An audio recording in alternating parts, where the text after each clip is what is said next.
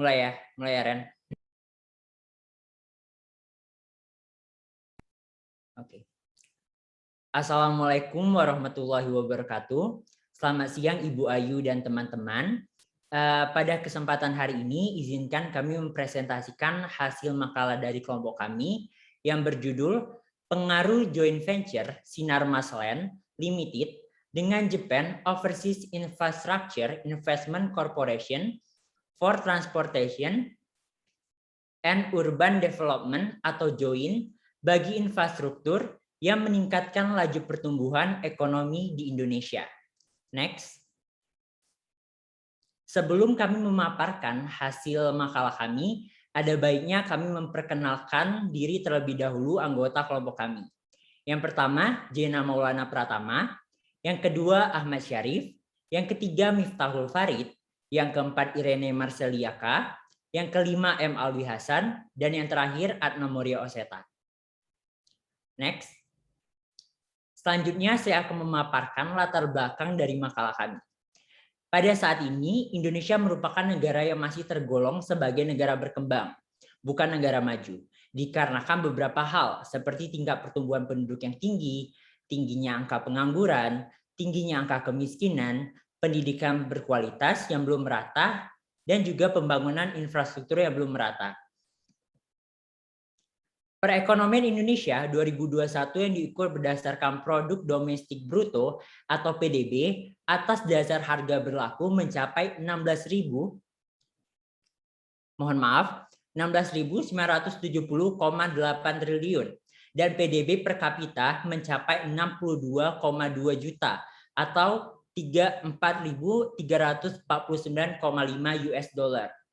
Ekonomi Indonesia tahun 2021 tumbuh sebesar 3,69%, lebih tinggi dibanding capaian tahun 2020 yang mengalami kontraksi pertumbuhan sebesar 2,7%. Sinarmas Land Limited atau SML dan Japan Overseas Infrastructure Investment Corporation for Transport and Urban Development atau JOIN menandatangani perjanjian kerjasama di Singapura pada tahun 2020. Sinarmas Land dan JOIN sepakat menyetor modal masing-masing senilai 2 juta US dollar dengan kepemilikan keduanya 50%. Kerjasama ini dilakukan Sinarmas Land melalui Sinarmas Land Limited yang terdaftar di Bursa Singapura dan berpusat di Singapura. Sementara di Indonesia sendiri, Sinarmas Land beroperasi melalui 3 anak perusahaan publik Indonesia, yaitu PT Bumi Serpong Damai, PT Duta Pertiwi, dan PT Pura Delta Lestari. Next. Dalam makalah ini kami memiliki 2 rumusan masalah. Yang pertama, bagaimana mekanisme joint venture antara Sinarmas Land dengan JOIN? Yang kedua, bagaimana pengaruh joint venture antara Sinarmas Land dengan JOIN? Next. Terkait dengan rumusan masalah pertama akan dijelaskan oleh rekan saya, Adna Moria Oseta. Kepada Adna saya persilakan. Baik, terima kasih kepada rekan saya. Pembahasan yang pertama yaitu mekanisme joint venture antara Sinarmas dengan JOIN. Next.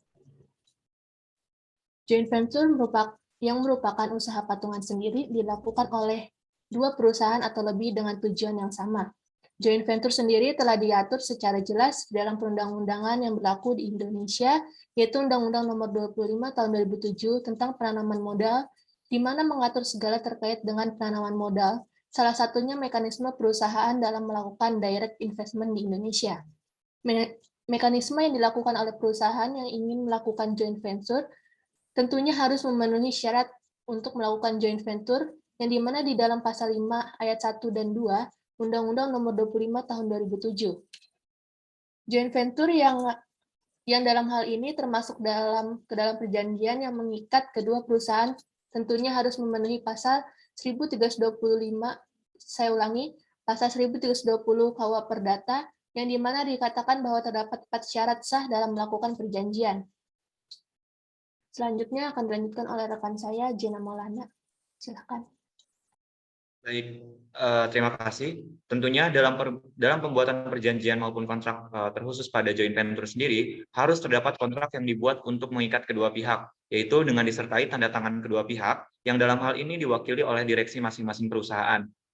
Dikarenakan joint venture tidak bisa dilakukan selamanya, tentu ada aturan yang dimuat dalam perjanjian tersebut, yang mana terdiri dari identitas para pihak, tujuan atau model bisnis dari usaha patungan, kemudian hak dan kewajiban para pihak, sumber pembiayaan, struktur manajemen dan anggota dari perusahaan patungan, kemudian persentase kepemilikan atas saham, persentase pembagian keuntungan dan kerugian, sumber daya yang akan digunakan, jangka waktu pengakhiran, kemudian laporan keuangan dan perusahaan patungan, kemudian kerahasiaan informasi, pembatalan, kemudian hukum yang berlaku dan cara penyelesaiannya jika terjadi sengketa, dan yang terakhir adalah keadaan kahar atau force majeure.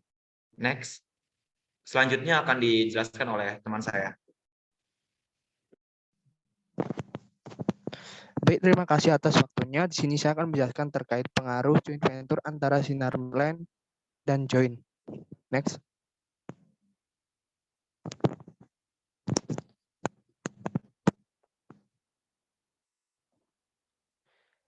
Investasi asing sendiri merupakan indikator dari pertumbuhan ekonomi di Indonesia guna mempercepat pertumbuhan ekonomi.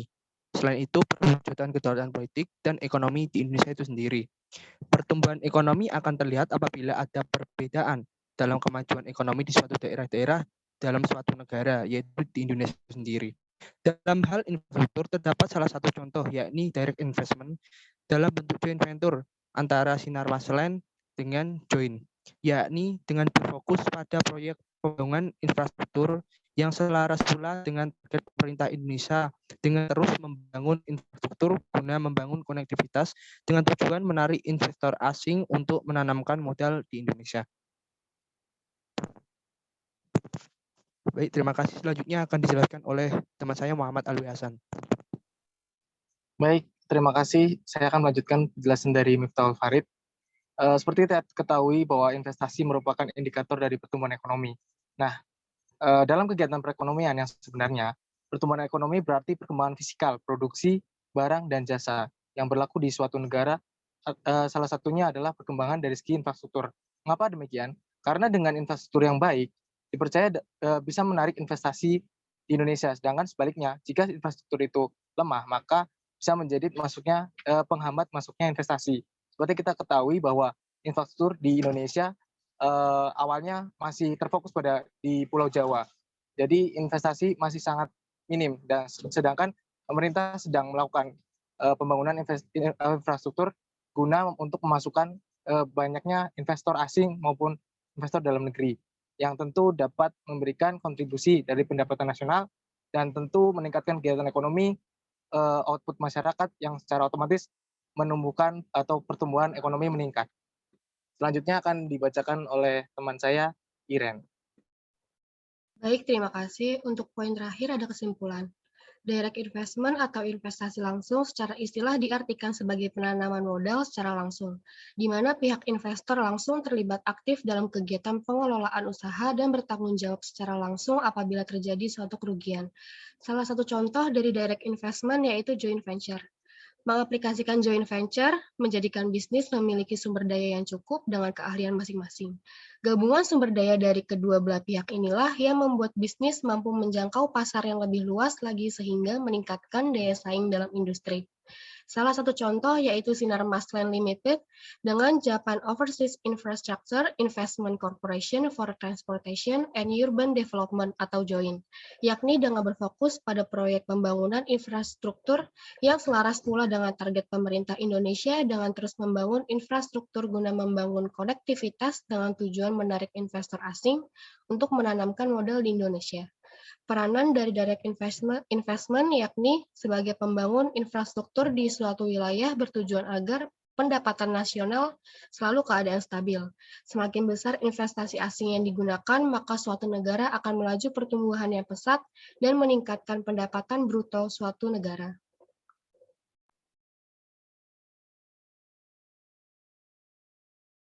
Baik, sekian presentasi dari kelompok kami. Kami mohon maaf apabila terdapat kekurangan baik dalam makalah maupun presentasi kami. Akhir kata kami ucapkan terima kasih. Wassalamualaikum warahmatullahi wabarakatuh.